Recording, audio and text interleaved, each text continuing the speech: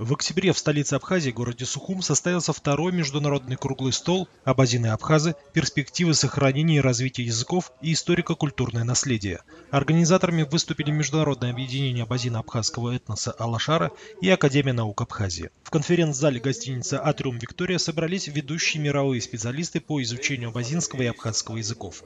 В работе круглого стола приняли участие президент Абхазии Рауль Джумкович Хаджимба, члены правительства республики, президент Академии наук Абхазии Зураб Джотович Джапова, академики, профессоры, ученые, научные эксперты.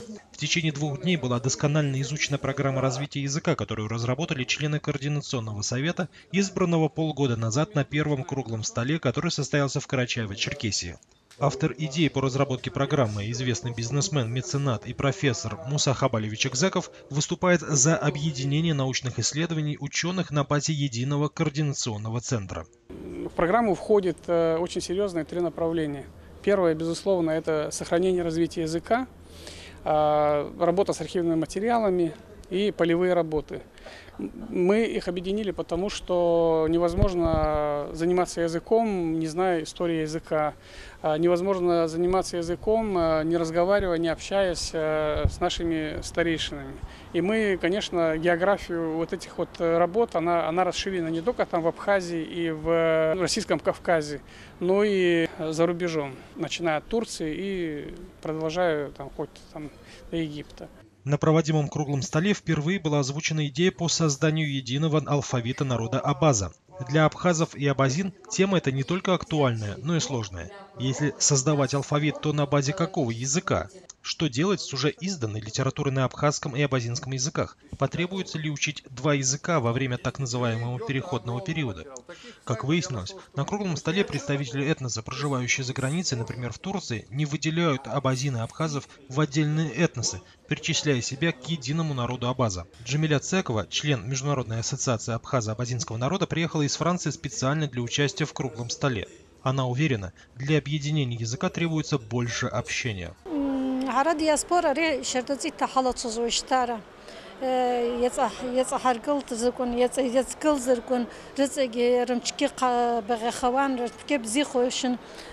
حرا أوروبا يعوز لجار أبسوا بزحا الله حمخوا يلزم خوا وعقوا عتقلتا رزاري بزيكوا يرلش جنسة احتقز وياكون ويجي ويختي عزاز دار زي سكوا بخد ري باق مش بتشكي جدري تشركاز كحان واجي حالات شجرة كوري وسكوا حرلت شجن واجي برجع أخيلا دياسبورا لا دقي راس حنوات كي جورغين ري جابش كشب خال حرا حزل شاجر كزراك ونسعيد برجع برات كي يلا قد شاجرة يباز بزيوها حي جورغيد برجع ما زي حي جورغيد ترتشل سيد فرنسا سبزازي دري شاجرة كنت شاجرة أبسوا جا عسكون عيد يلصرقيد أبز يلصرقيد عسكون عيد أو مش كبرقوم أو يتصحيد سراوس سسقطيد مش كياش سر تقب يا أوجي عشتنقر يعني رشتيد ترى عيرة كرز شرد خرقن يشتنقرقن أو يرزق بزيخيد.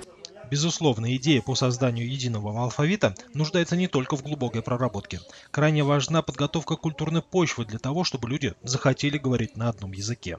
Нужно больше встреч, больше вот таких круглых встреч, да, можно, чтобы молодежь ездила друг к другу, создавать какие-то интересные мероприятия, проводить, чтобы люди видели, что мы не отличаемся вот прямо настолько, что мы не понимаем друг друга. У нас общий менталитет, мы в конце концов все равно понимаем друг друга. И вот видя все это, люди легче будут воспринимать тот путь, по которому мы идем. А молодежь уже начала ездить друг к другу. Так, в этом году молодежь народа абаза, которому принадлежат абазины и абхазы, провели несколько совместных мероприятий. Инициатором проекта выступило объединение «Алашара». В мае с Госкомитетом по молодежной политике и молодежными организациями Абхазии было подписано соглашение, а уже в июне и июле молодежи удалось совместно провести летний лагерь в Аудахаре, Всемирные игры народа абаза, День культуры народа абаза и открытие памятной доски в селе Непсху. Эти события, которые были проведены в Абхазии и Карачаево-Черкесии, не только сблизили молодежь народа Абаза, но и вселили уверенность в том, что народ не разделяет государственные границы и Кавказский хребет. В будущем подобная работа обязательно будет продолжена, ведь во время живого общения ребята лучше узнают язык своих братьев и сестер. А это первый шаг к культурному и языковому объединению. Ключевым в деле культурного объединения станет создание кодекса поведения Апсуара Абазара, культурного кода народа Абаза. Сегодня наша молодежь даже не представляет, как себя вести в обществе, кому дать предпочтение. В нашей традиции самое главное – это, конечно, сам человек, уважение к человеку в первую очередь. Я никогда не забуду свою бабушку. Она сидит, видит, ребенок приходит, подходит, она привстает. Это уважение именно к человеку. Наша застольная компания, или как мы скажем, это целый институт. Там нужно знать, кто должен говорить, как должен говорить, кому подать, кому не подать. Все вот это нужно, чтобы наша молодежь знала. Она не знакома с этим. Выходить с докладами – это неэффектно. 14-летний, 15-летний, он не воспримет это. Нужно находить какие-то формы, привлечь писателя, привлечь артистов, привлечь мультики создавать, чтобы дети на практике видели, как себя вести. Для создания Апсуара Абазара в программе запланирован комплекс мероприятий от полевых исследований до архивной работы. На круглом столе высказывались различные точки зрения. Известный журналист Давид Дасаня, имеющий весомый авторитет у народа по обе стороны Кавказского хребта, в своем выступлении обратился в адрес бизнесменов Абхазии, которые, к сожалению, пока остаются в стороне от дела по сохранению языка и культуры народа. Мы искренне надеемся, что они увидят этот сюжет и сделают правильные и благородные выводы. И действенной программой возрождения абхазо-абазинского народа занимаются не абхазы, а лишь абазины. Вернее, лишь один абазин, глубоко уважаемый Муса Хабалевич Ицеков. А где же, я хочу спросить, наши абхазские бизнесмены, подавляющее большинство из которых сделали свои миллионы и миллиарды с помощью прихватизации, продажи и перепродажи недвижимости, в том числе и земельных участков в наиболее популярных курортных местах Абхазии.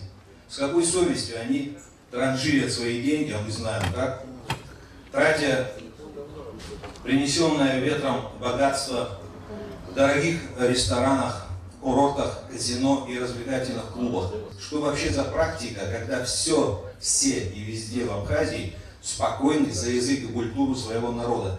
Только представьте себе, один человек во всем абхазо-абазинском мире. Тем временем именно Абхазия, как исконная родина абазинского народа, обязана всемерно поддерживать своих соотечественников, проживающих в основном на территории Карачаево-Черкесской республики. Но все же есть уверенность в том, что к делу сохранения языка подключатся другие бизнесмены из разных стран мира. Большая работа предстоит. Конечно, в нашем государстве, абхазском государстве, многое делается. И в Карачаево-Черкесии много делается.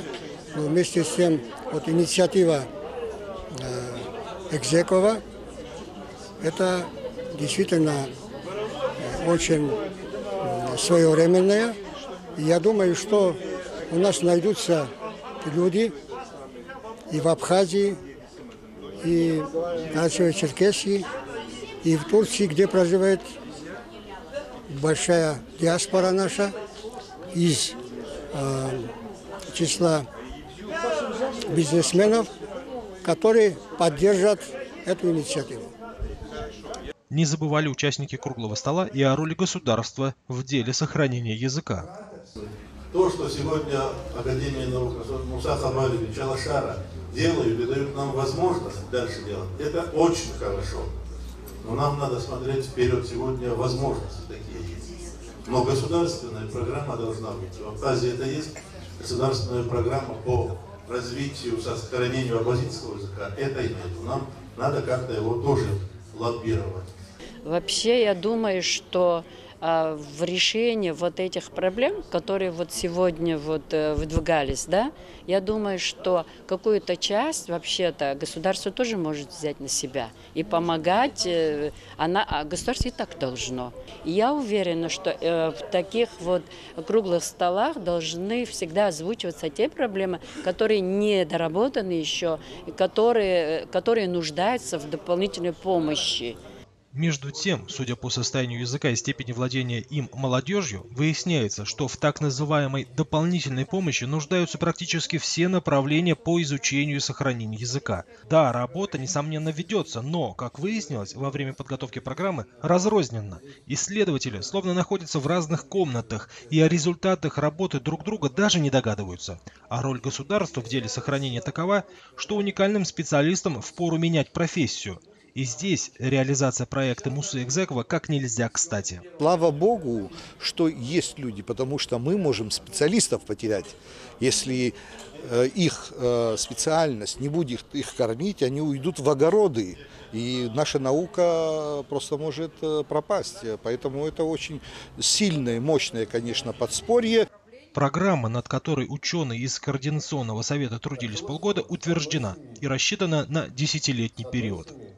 Мы считаем, что мы создали программу, такую вот хорошую дорожную карту для того, чтобы ответить на сегодняшние вызовы. Сейчас мы приняли на 3 года программу, но в эту программу входит, конечно, колоссальный объем. А для того, чтобы программа была глубоко профессиональной, были собраны все ученые, все профессора, все там, институты, Академии наук Абхазии в том числе, чтобы максимально профессионально ответить на те вопросы, которые, значит, мы ставили. Очень здорово постарались. Считаю, что работа сделана очень хорошая, очень качественная. И эти же ученые, значит, в группе Координационного совета и с рабочими группами сейчас уже выходят на поля и будут уже, как говорится, там взрыхлять почву. Впереди у научного сообщества большая работа. Ученые Абхазии и Карачаево-Черкесии совместно разработают учебно-методические курсы, самоучители, издадут словари и разговорники, проведут научно-практические конференции, организуют не одну лингво-фольклорно-этнографическую экспедицию, побывают в архивах и сделают многое другое. Сделают все то, что необходимо для сохранения и развития языка народа Абаза. И сделают это совместно.